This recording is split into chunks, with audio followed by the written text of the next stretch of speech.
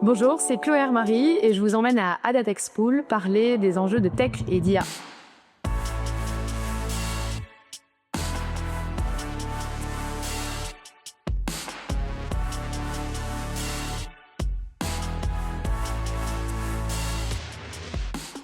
Salut Chloé, on est chez Ada Tech School. Est-ce que tu peux nous dire qui tu es et ce qu'est Ada? Bonjour les filles, merci d'être là. Donc moi c'est Chloé Marie. J'ai créé et fondé Ada Tech School. Ada Tech School, c'est une école de tech qui vise à pouvoir donner un plus grand accès justement au métier de la tech et du logiciel à un maximum de personnes.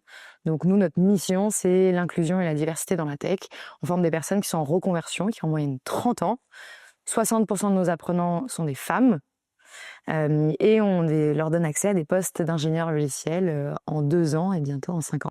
Et comment ça s'est fait? Comment tu as réussi à avoir 60% de femmes chez Ada? C'est beaucoup plus élevé, je crois, que dans les autres écoles de tech, d'ingénieurs, de dev. Ouais, c'est 4 à 5 fois plus élevé. Donc déjà, c'était une conviction personnelle. La création d'Ada, pour moi, c'était by design à destination de casser avec les codes du genre, des stéréotypes, créer une image et aussi une volonté d'accessibilité de la tech. Et donc, on s'est attelé à tous les freins qu'aujourd'hui ont les femmes pour rejoindre des écoles d'informatique. C'est des freins sociaux qui sont assez complexes, et je pense qu'on pourra y revenir, mais c'est lié à l'image, à leurs freins de perception, à comment on les sélectionne aussi, et puis ensuite après comment on travaille une pédagogie. Aussi, on travaille avec les entreprises, la manière de les insérer, parce qu'aujourd'hui en fait le problème des femmes dans la tech, c'est un problème comme on se dit qui est systémique, qui parle de l'éducation quand on est petit, ensuite au moment de l'orientation, ensuite au moment de l'intégration dans les écoles, lors de la formation des phénomènes de discrimination, de sexisme, etc. Et puis au moment aussi de travailler en entreprise, il y a le sujet de l'intégration en entreprise et de pouvoir aussi repousser ce plafond de verre pour que les femmes y restent et elles s'y développent. Donc c'est vraiment un travail de longue haleine et qui est fait tout au long en fait du parcours de vie de nos apprenants et de nos apprenantes. Tu parles très justement des freins, des blocages que les femmes, les jeunes femmes rencontrent dans la tech. À ton avis, c'est lié à quoi? Pourquoi est-ce que finalement il y a si peu de femmes aujourd'hui dans la tech alors que c'est un métier si progressiste? On a une image des technologies d'un milieu progressiste, d'un milieu au devant en fait des innovations et pour autant, c'est un milieu qui est aussi extrêmement normé. Et puis alors là, on le voit aussi avec les tendances politiques aux États-Unis, qui peut aussi avoir des effets au contraire très conservateurs par rapport à ce qu'on imagine. Le sujet en fait de la mixité dans la tech, c'est évidemment un sujet qui est proche de celui de l'égalité homme-femme dans la société. C'est un sujet d'abord d'éducation. On a tendance à éduquer les petites filles en leur disant que elles sont moins naturellement douées en maths. On a tendance vraiment, et on a énormément de témoignages d'apprenantes qui nous disent, au moment de l'orientation, je partageais le fait que j'aimais les mathématiques, j'aimais le contact avec les ordinateurs, et on m'a dissuadée. C'est évidemment inconscient, mais c'est un réflexe en fait, que ce soit par les familles, que ce soit par les acteurs et enfin, les actrices de l'éducation, donc professeurs, acteurs de l'orientation. Il y a moins de modèles aussi, de rôle modèle peut-être. Exactement. Et il y a le sujet de l'éducation, et puis ensuite il y a le sujet de comment on conditionne les femmes et les hommes à ce qu'ils aiment ou à ce à quoi ils aspirent. Et puis, il y a aussi ce sujet, effectivement, de modèle de projection. Ça, c'est l'image du bas, on va dire, de la chaîne. C'est que s'il n'y a pas de femme au bout du tunnel, en fait, c'est difficile de se projeter dedans. On a toujours tendance à s'orienter, à se tourner vers quelque chose qui nous ressemble. Et si ça ne nous ressemble pas du tout, c'est difficile de s'y projeter. Mon nom d'Ada Tech School emprunte le prénom de Ada Lovelace, qui était une mathématicienne du XVIIIe siècle, qui était une anglaise, une comtesse anglaise, passionnée de mathématiques, qui était convaincue que on pouvait créer une machine de calcul, et donc qui a créé en fait avec des cartes et une machine, donc sans écran évidemment à l'époque, le premier algorithme de l'histoire. En fait, elle programmait avec des cartes et une machine. Et donc, elle est considérée comme la première programmeuse de l'histoire et la mère du software, la mère du logiciel ou le premier algorithme de l'histoire. Donc ça, c'est ce qui crée en fait ce mécanisme de non-orientation. Et puis pour le peu qui les intègrent, il y a des phénomènes de censure sociale où dans des classes, leur contact avec les profs de temps en temps vont aussi questionner leur légitimité. On a aussi beaucoup de témoignages où en fait on vient constamment aider les femmes dans la classe parce qu'elles vont avoir plus de besoins d'aide, etc.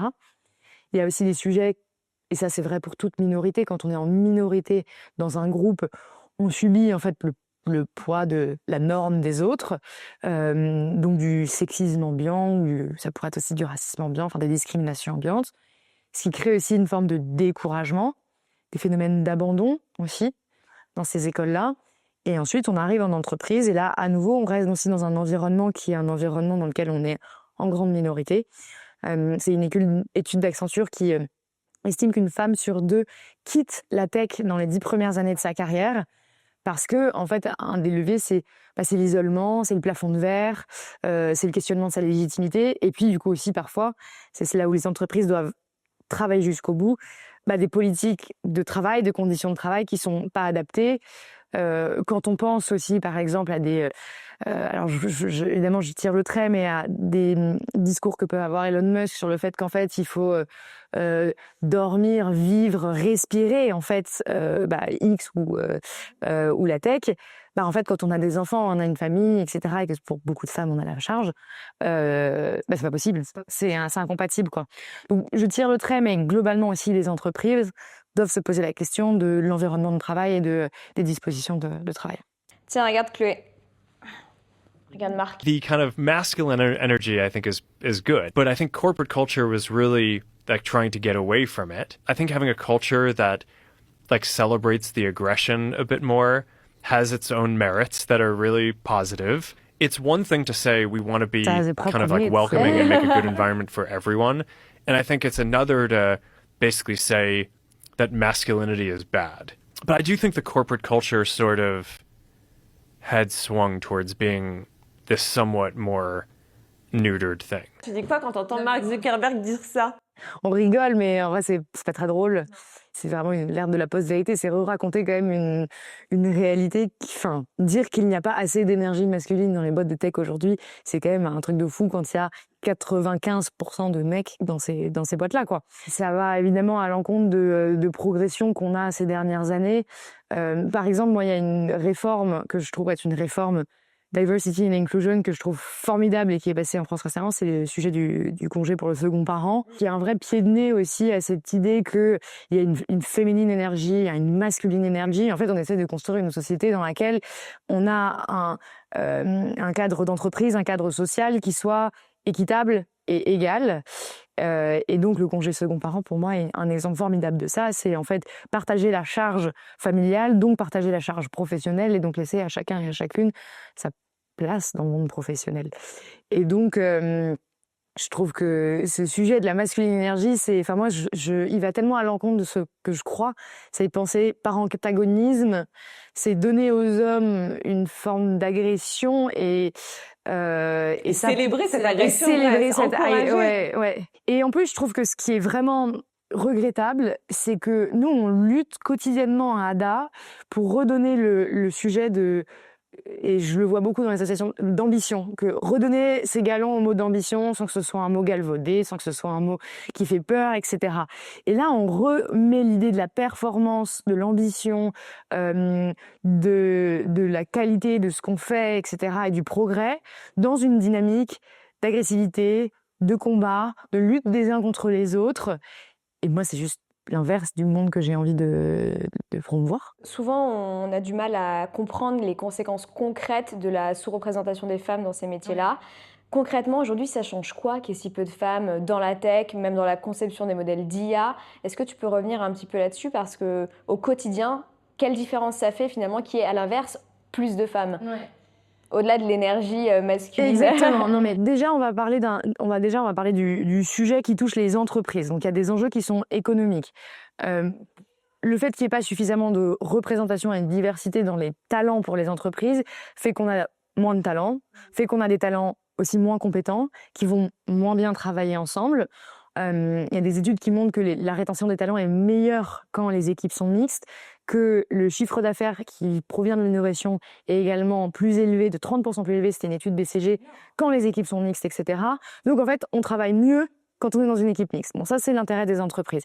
Ensuite, il y a un enjeu qui est quand même un enjeu démocratique et qui est particulièrement vrai dans l'IA, c'est que tout créateur, tout concepteur, et là je masculinise intentionnellement, injectent ces biais de perception, de rapport au monde quand ils créent un outil.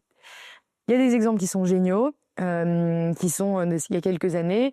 L'exemple des airbags, il y avait évidemment du coup majoritairement des hommes dans les usines de voitures. Quand ils ont testé les airbags, ils ont oublié de tester en fait avec un conducteur qui faisait moins de, je crois que c'était 70 kilos. Et donc parce que c'était des hommes et donc les airbags quand ils ont été mis en circulation se déclenchaient beaucoup moins bien quand c'était une femme au volant. Et donc il y avait un taux de mortalité dans les accidents plus élevé pour les femmes. C'est un exemple, mais en fait, moi aussi, je suis contre la condamnation, en fait, et de l'antagonisme. Mais en fait, c'est naturel. Et c'est encore plus vrai pour l'IA. C'est encore plus vrai pour la tech et c'est encore plus vrai pour l'IA parce que c'est des changements et des conceptions qui scale, qui passent à l'échelle très vite. Et donc, quand dans une équipe d'intelligence artificielle, on entraîne des modèles sur des sets de données où, en fait, on ne perçoit pas que ces sets de données sont biaisés, en fait, parce que c'est ça. Par exemple, je vais entraîner un modèle de reconnaissance d'image et je vais lui dire ceci est une fête, ceci est une fête, ceci est une fête, une fête. Et que je lui montre, par exemple, uniquement des fêtes dans lesquelles il n'y a que des blancs à l'intérieur. Le moment où on va lui montrer, c'est bête, hein, le moment où on va lui montrer où il y a des personnes racisées, elle dira ceci n'est pas une fête. Et on peut le dire, les personnes racisées ne seront plus invitées aux fêtes. Voilà, non, mais c'est une histoire. Et donc, c'est vraiment ça les sujets de l'intelligence artificielle. C'est comment on conçoit les modèles, qu'est-ce qu'on y injecte. L'intelligence artificielle et notamment les modèles LLM sont une façon de raconter le monde. Ce sont des modèles statistiques qui disent mot après mot quel est le mot qui va avoir le plus de probabilité d'apparaître. C'est pour ça qu'on a l'impression de converser avec un humain. Et donc, si on donne à ces modèles-là le fait que le mot le plus probable, c'est celui-ci, mais pas celui-là, il nous dira celui-ci. Et donc, important d'avoir des personnes différentes autour de la table, des personnes représentatives de la société, pour avoir des IA qui parlent un langage le plus neutre, en tout cas celui le plus neutre possible. Ouais. Attends, et tu as créé Ada en quelle année, Chloé ? En 2019. Est-ce qu'en 2019 déjà, on parlait beaucoup de ces enjeux davantage de mixité dans l'IA, plutôt dans la tech en général du coup ? Est-ce que c'était déjà un sujet ou est-ce qu'à l'époque, tu étais un peu seule en France notamment, je pense ? D'ailleurs, en tant que femme. Ouais. Nous, quand j'ai créé Ada, ça commençait vraiment à être une discussion et justement, je parlais du point de vue des entreprises parce qu'on était vraiment dans un énorme boom de la tech où il y avait un tel déficit de talent et un tel déficit de compétences que en fait, les entreprises grattaient un peu autour d'elles pour trouver des talents, pour trouver aussi des talents qui soient quand même divers. Hein. Tout le monde a intérêt à avoir des équipes qui ne se ressemblent pas toutes. Et donc, ça commençait à être une demande quand même du marché. Et puis, je pense qu'il y a eu énormément quand même de papiers scientifiques, etc., qui ont commencé à sortir. Et donc, ça a été des années. On a vu des entreprises se poser des questions sur leurs talents, sur leurs équipes.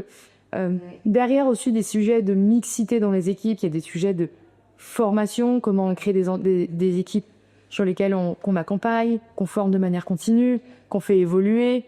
Et j'ai trouvé que ça a été une période où on a parlé de sujets passionnants au sein des équipes et des entreprises. Et qu'est-ce que vous faites différemment chez Ada qui permet de prendre en compte davantage peut-être la diversité des publics et d'attirer un public plus divers au sein de cette école comparé aux autres écoles de tech, de dev En fait, moi j'ai une conviction, c'est qu'on apprend toute sa vie. Aujourd'hui, énormément de métiers qu'on va connaître dans les 10 prochaines années n'existent pas encore. On le voit avec la vague IA, on pouvait la prédire, mais en fait, à chaque fois, on a des vagues technologiques qui transforment le monde de l'entreprise, qui transforment les compétences et donc qui transforment les métiers. Moi, ma conviction, c'est que on va se reconvertir toute notre vie, en fait. Et donc, la conviction que j'ai avec Ada, c'est que il ne faut pas attendre que les écoles d'ingénieurs et les écoles d'informatique se changent. Il ne faut pas attendre que l'éducation de la petite enfance se change pour former dans la formation initiale.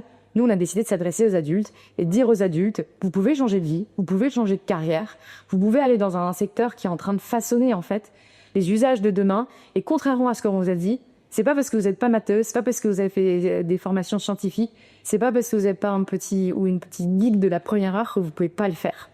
Et donc, c'est ça notre démarche, c'est de proposer une formation, une pédagogie et juste un moment dans la vie de carrière de nos apprenants et apprenantes pour se former et devenir ces ingénieurs et ingénieuses logicielles qui intègrent ces équipes. Et donc c'est vraiment c'est cette conviction, c'est que la reconversion est un outil formidable pour la diversité dans la tech, pour diversifier ses équipes et pour les entreprises de un peu accélérer sinon l'effet long terme qu'elles auront si on attend juste que l'éducation change. Et concrètement, les étudiantes ou les étudiants apprennent quoi ici? C'est quoi leur quotidien? C'est quoi la vie de quelqu'un qui est à Adatech School? Comment ça se passe? Ouais, il y a un premier bloc de formation qui est ce qu'on appelle le M1, qui est dédié aux purs débutants. Ça va durer 9 mois, c'est une formation qui est assez intensive, lundi, vendredi, plein temps, il faut venir dans le travail. Et là, on va partir de zéro et on va découvrir ce que c'est l'environnement informatique. Donc le code évidemment, mais aussi qu'est-ce que c'est un ordinateur, qu'est-ce que c'est Internet, comment fonctionnent les réseaux, etc., etc. On va avoir les bases.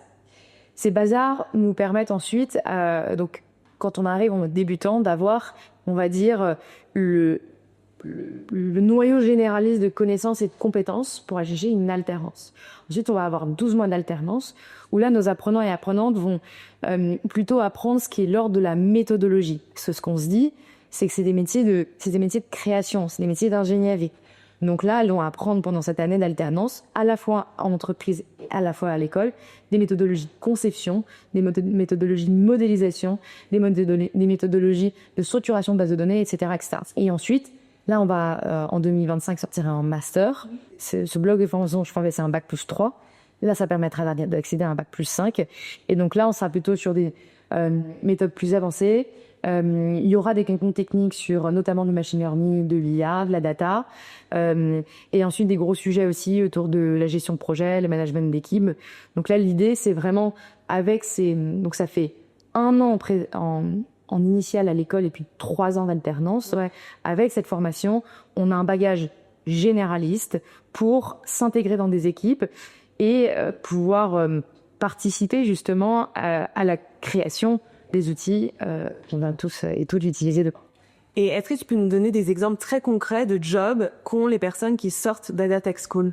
Nous, ils sont toutes et tous ingénieurs logiciels, donc développeurs, développeuses, software engineer, développeurs mobiles, full stack, logiciels, etc. Et ce sont vraiment des métiers où ils sont dans des équipes techniques d'ingénieurs, où ils vont réfléchir à la solution de l'entreprise et au logiciel, et puis ensuite le développer. Du coup, ils font ces métiers-là, et c'est quoi le quotidien de ceux qui font ces métiers-là? Il y a une image vraie et fausse du métier qui est, je suis derrière un écran, je me gratte la tête, et je réfléchis très fort. C'est vrai, ça fait vraiment partie du métier. En revanche, il faut le reconnecter avec son sens. En fait, une équipe technique aujourd'hui, que ce soit dans une entreprise de la tech, donc là on pense à nos startups, nos scale-up, etc., mais aussi dans les DSI de nos grands groupes, etc., ou aussi au sein des entreprises de services numériques, les ESN, donc des entreprises plutôt de consulting, etc. En fait, leur job, c'est d'identifier le besoin des clients de cette entreprise, de comprendre quel est le besoin et l'outil dont ils ou elles ont besoin, et ensuite de le créer à partir de lignes de code.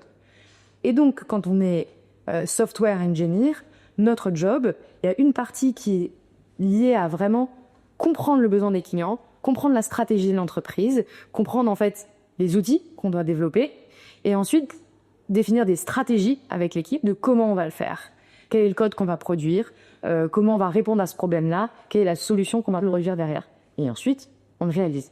Alors évidemment, selon son niveau de seniorité, on a un niveau plus ou moins décisionnel là-dedans, mais c'est vraiment une démarche créative, c'est une démarche de conception, et donc évidemment qu'il y a une dimension très logique, très intellectuelle et difficile derrière. Il faut aimer quand même résoudre des problèmes, il faut non pas être à l'aise avec les maths, mais à l'aise avec de la logique et un exercice en fait de problem solving. Mais de l'autre aussi, il y a ce sujet de comprendre l'entreprise et de comprendre pourquoi on le fait et à destination de qui on le fait. Pour toi, qu'est-ce qu'il faudrait faire de plus, peut-être même à l'échelle politique, nationale, pour intégrer, former beaucoup plus de femmes, beaucoup plus massivement dans ces métiers de la tech et aujourd'hui dans l'IA, parce que c'est ce dont on parle beaucoup. Une chose dont on se dit, c'est on a un sujet, on peut pas avoir envie de faire quelque chose si on n'a pas des modèles de projection. les modèles de projection, il y a des rôles modèles, on se disait, donc mettre en avant davantage de femmes dans l'intelligence artificielle. Mais il y a aussi ce sujet un petit peu de la pédagogie. Et moi, c'est quelque chose aussi que, au sens large, pour la tech, que je regrette, c'est que, en fait, on comprend rien, on comprend même pas ce que c'est Internet. Enfin, si vous demandez à 90% de la population de vous décrire ce qu'est Internet, on a du mal. On va faire le test. Non, mais, et donc, du coup, je trouve qu'il y a déjà un enjeu je pense qu'on devrait enseigner le monde des technologies comme on enseigne la géographie à l'école. C'est de comprendre, c'est un environnement, en fait. Et donc, de retrouver des repères dans cet environnement, à quoi il a trait, quelles sont les compétences nécessaires. Ce dont je suis convaincue, c'est que si on veut accélérer la tendance, à la fois en termes de besoin de talent, mais aussi de diversité de ces talents, la reconversion est un outil formidable. On a besoin de former les adultes d'aujourd'hui aux métiers qui vont arriver. Et le financement de la reconversion, c'est vrai que quand on est adulte et qu'on a déjà investi dans ses études, qu'on s'est lancé dans sa première carrière, qu'on a potentiellement des métiers qui commencent à être vieillissants, dans lesquels on a moins de perspectives d'évolution, financièrement, c'est difficile, en fait, de se former et de se dire je vais claquer la porte et puis je vais basculer. C'est un risque financier aussi. Absolument. Et donc, il faut accompagner ces talents, en fait, financièrement et moralement aussi, hein, parce que c'est difficile, en fait, de se dire qu'on doit constamment évoluer et changer. Et attends, si tu veux demander, j'en sais pas, une mesure ou deux, trois, même si tu veux, au gouvernement français ou à l'Union européenne, qu'est-ce que ce seraient tes priorités aujourd'hui? Moi, une réforme que j'ai trouvée formidable, c'est la réforme du CPF, qui est en fait une réforme où justement les apprenants et enfin les talents peuvent décider ce dans quoi ils veulent investir. Moi, là, s'il y avait une chose, c'est que ce CPF soit mieux financé, sur lequel on puisse investir plus d'argent. Aujourd'hui, un CPF, c'est maximum 2 000 euros. Et si tu pouvais t'adresser à une jeune femme qui est tentée par l'IA, tentée par un métier dans la tech, mais qui n'ose pas, tu lui dirais quoi? Bah moi, justement, je stimulerais son envie de participer à quelque chose. Enfin, c'est vraiment, je vois ça, et c'est ce qu'on voit aussi avec toutes ces publications sur l'IA en ce moment. On a envie d'en faire partie. On a un pays qui a envie d'en faire partie. Donc, si en tant que jeune femme, tu as envie, en fait, de participer au monde de demain, c'est le meilleur endroit. Et en fait, il faut pas imaginer ça forcément derrière un ordinateur. En fait, il y a énormément de métiers qui peuvent être différents. Une fois que tu as les compétences et la compréhension, en fait, tu peux faire de tout. Tu peux publier, écrire, décider, réfléchir, créer, et tout s'ouvre pour toi. Et tu peux le faire, pour énormément de monde. En fait, à nouveau, la tech et l'IA, ça scale. Donc, tu peux toucher tout le monde dans le monde tu as envie, quoi. L'avenir de l'IA sera démocratique, du coup.